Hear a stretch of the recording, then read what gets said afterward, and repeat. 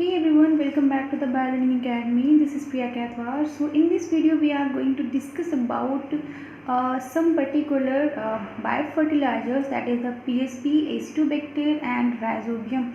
Actually I have got a comment that somebody asked me to make a video on this on these particular biofertilizers, so that's why I am doing this. Okay, so if anybody you want me that I will make any video any particular topic, then you can easily comment me. I will definitely try to make video on that topic. Okay, so without wasting time, so let's start the video. Okay, so I have already done a video on this particular topic, that is biofertilizers.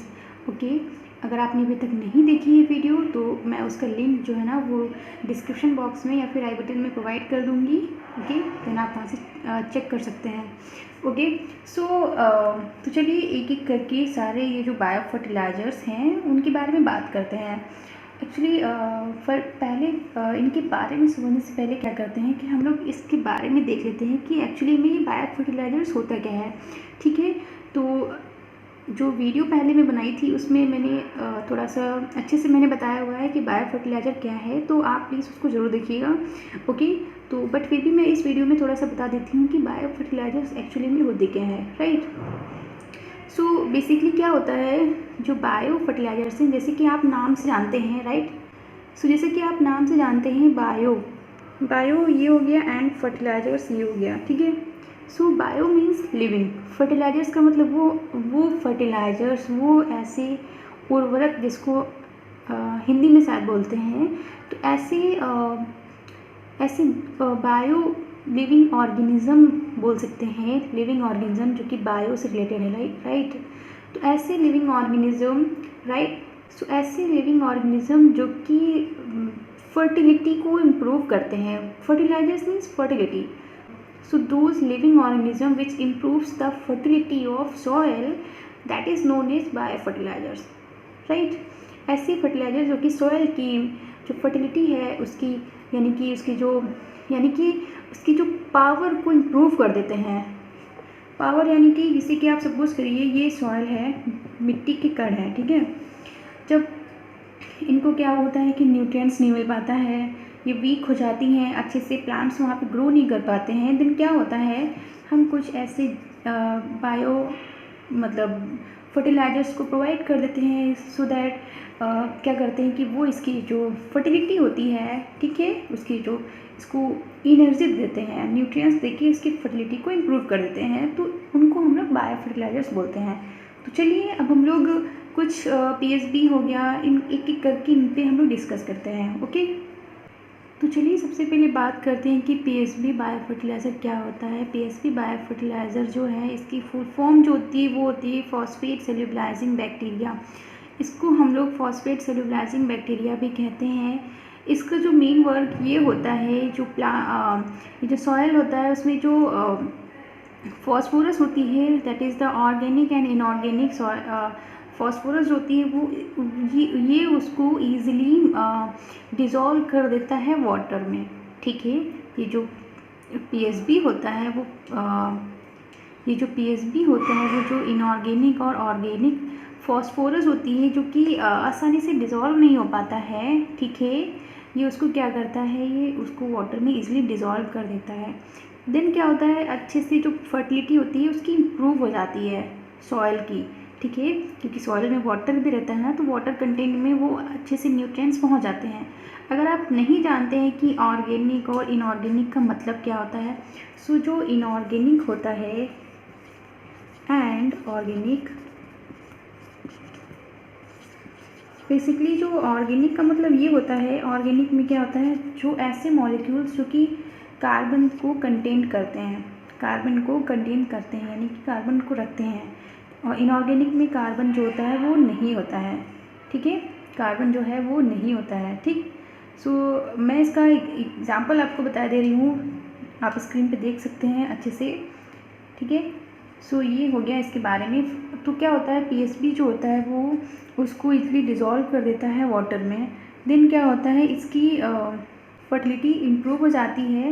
ये basically ये जो plants ये जो PSP है वो दाल वगैरह के जो प्लांट्स होते हैं उसके लिए बहुत ज़्यादा इम्पॉर्टेंट यानी कि यूज़फुल बनाता है, उसके लिए अच्छा ये रोल प्ले करता है।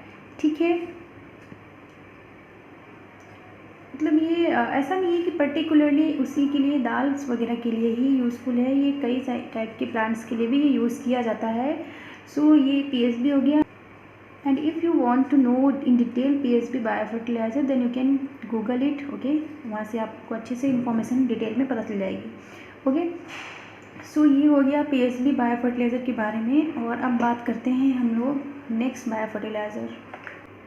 तो अब बात करते हैं राइजोबियम बैक्टीरिया के बारे में, जो कि ये राइजोबियम बायो फर्टिलाइज़र है। ठीक है, क्या होता है ये जो राइजोबियम है, एक्चुअली मैंने इस टॉपिक पे यानी कि जो राइजोबियम है इसके बारे में मैंने अच्छे से एक वीडियो बनाई थी, तो आप उसको प्लीज़ ज़रूर देखिएगा। उसमें काफ़ी ज़्यादा मैंने डिटेल में बताया हुआ है। मैं उसका लिंक ज़रूर आपको आई बटन में ऊपर प्रोवाइड कर दूँगी, तो आप वहाँ से क्लिक करके देख सकते हैं। ठीक है, तो क्या ये जो राइजोबियम क्या होता है, राइजोबियम ये बैक्टीरिया होते हैं। ठीक है, राइजोबियम नाम के बैक्टीरिया हैं।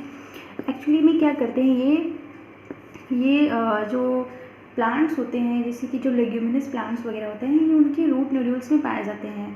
अब वो कैसे पाए जाते हैं, किस तरह से जाते हैं, इस पर मैंने वीडियो बनाई है, तो आप प्लीज़ उसको जरूर देखिएगा। ठीक है, तो क्या होता है जो उनके जो रूट नोड्यूल्स होती हैं यानी कि जो रूट्स में ये पाए जाते हैं। ठीक है, तो वहाँ पे इनका क्या वर्क होता है, ये एक्चुअली में नाइट्रोजन को फिक्स करते हैं अच्छे अमाउंट्स में। ठीक है, नाइट्रोजन वगैरह को फिक्स करते हैं, तो इससे अच्छे से उनको नाइट्रोजन न्यूट्रिएंट्स वगैरह प्रोवाइड हो जाता है प्लांट्स को।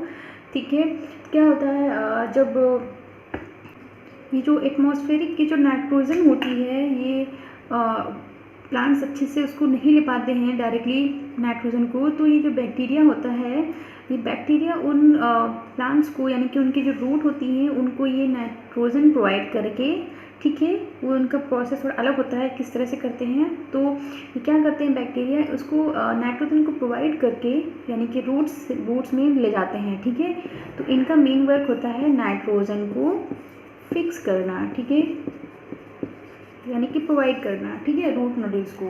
तो राइजोबियम बैक्टीरिया का मेन वर्क यही होता है। ठीक है, आपको मैं इन सब की स्क्रीनशॉट यानी कि फ़ोटो में लगा दे रही हूँ। ठीक है, स्क्रीन पे, तो आप अच्छे से इसको देख लीजिए किस टाइप का ये यूज़ होते हैं, इनकी पैकेजिंग कैसी होती है। ठीक है, तो आप इसको देख सकते हैं।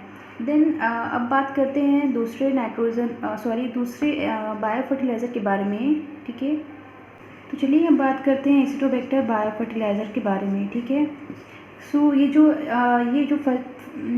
जो एसिटोबैक्टर बायो फर्टिलाइज़र है, एक्चुअली में क्या होता है, इसमें ये एसिटोबैक्टर नाम का ये जो बैक्टीरिया है ये इसको कंटेन करते हैं। ठीक है, एसिटोबैक्टर नाम का बैक्टीरिया को ये कंटेन करते हैं। ये जो एसिटोबैक्टर बायो फर्टिलाइज़र है ये मेनली शुगर केन के लिए इम्पॉर्टेंट होता है।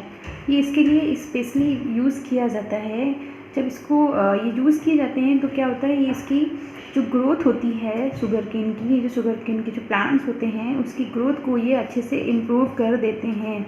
ठीक है, जब इनको नहीं यूज़ किया जाता है तो ये जो इनका जो साइज होता है वो काफ़ी टॉल रहता है। ठीक है, स्मॉल रहता है।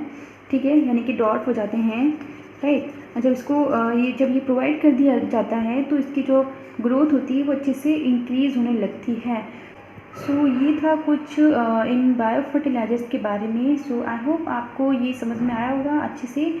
तो आप प्लीज़ मुझे कमेंट करके ज़रूर बताइएगा और वीडियो को लाइक कर दीजिए, चैनल को सब्सक्राइब कर लीजिए अगर आपने अभी तक नहीं किया है, और प्लीज़ वीडियो को लाइक ज़रूर करिएगा। ठीक है, तो चलिए मिलते हैं अगले वीडियो में जल्दी, तब तक के लिए बाय बाय, टेक केयर।